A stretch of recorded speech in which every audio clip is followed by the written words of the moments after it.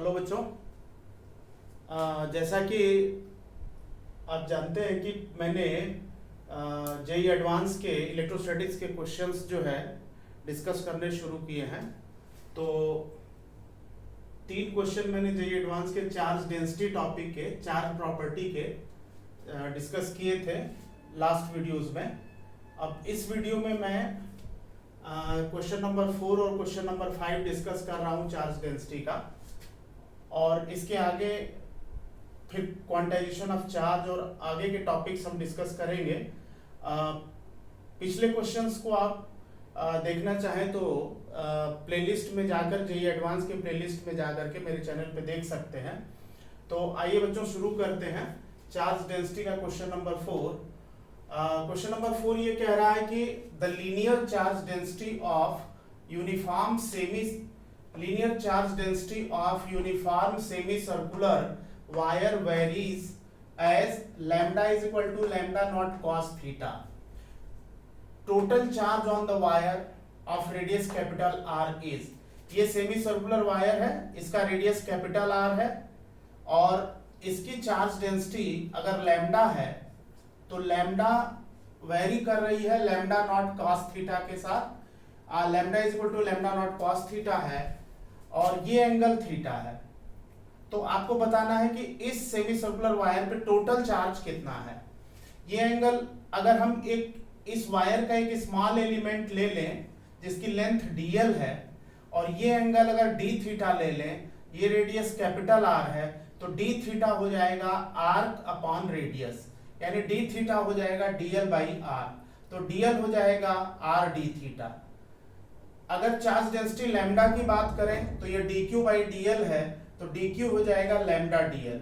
dq यहां से lambda dl होगा, लैम्डा की ये वैल्यू हम यहाँ पे सब्स्टिट्यूट करते हैं तो लैम्डा नॉट cos थीटा और dl हो जाएगा r d थीटा। अब अगर टोटल चार्ज निकालना है तो इसको इंटीग्रेट करना पड़ेगा, इंटीग्रेशन dq, तो लैम्डा नॉट r बाहर कर लिया, integration cos theta d theta. ये एंगल इधर वेरी कर रहा है इस रेफरेंस लाइन के रिस्पेक्ट में +90 -90, यानी -90। ये पूरा वायर कवर्ड अगर होगा तो इस लाइन के रिस्पेक्ट में अगर ये -90 होगा तो ये +90 हो जाएगा। तो -90 टू +90 लिमिट होगी, तो इसका cos थीटा का इंटीग्रेशन हो जाएगा sin theta upper limit minus lower limit, तो sin 90 minus sin minus π/2, sin π/2 minus sin minus π/2। तो sin π/2 की वैल्यू 1 होती है और sin माइनस थीटा जो है माइनस sin थीटा होता है, तो ये +90 हो जाएगा, तो 1 + 1 2 हो जाएगा। तो 2 लैम्डा नॉट r इसका आंसर हो जाएगा, यानी आंसर 4 सही है इस क्वेश्चन का, ऑप्शन 4 सही है। अब अगर हम क्वेश्चन नंबर 5 की बात करें तो क्वेश्चन नंबर 5 क्या कह रहा है?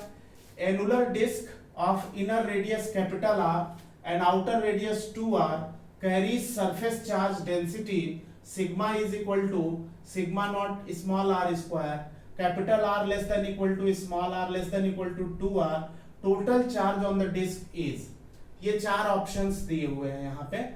तो इस क्वेश्चन में क्या किया गया है कि एक एनुलर डिस्क ली गई है, यानी डिस्क को बीच से ऐसे काट करके निकाल दिया। तो ये जो प्लेट है, सर्कुलर प्लेट है, ये एनुलर डिस्क हो गई।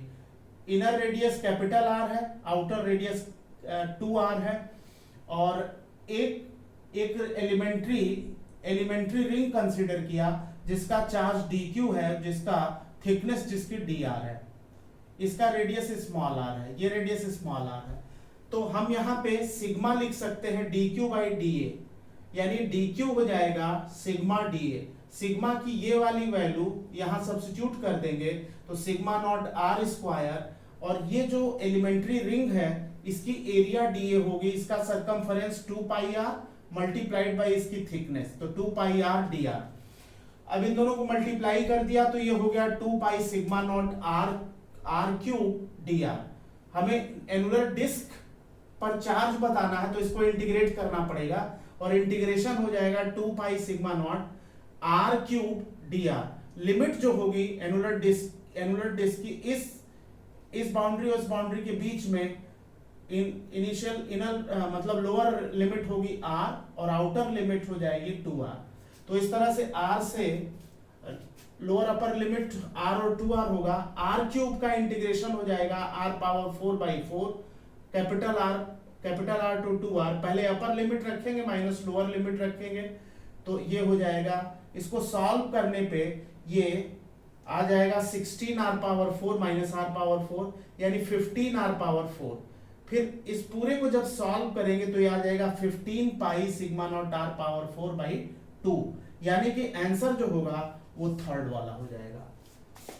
थैंक यू बच्चों।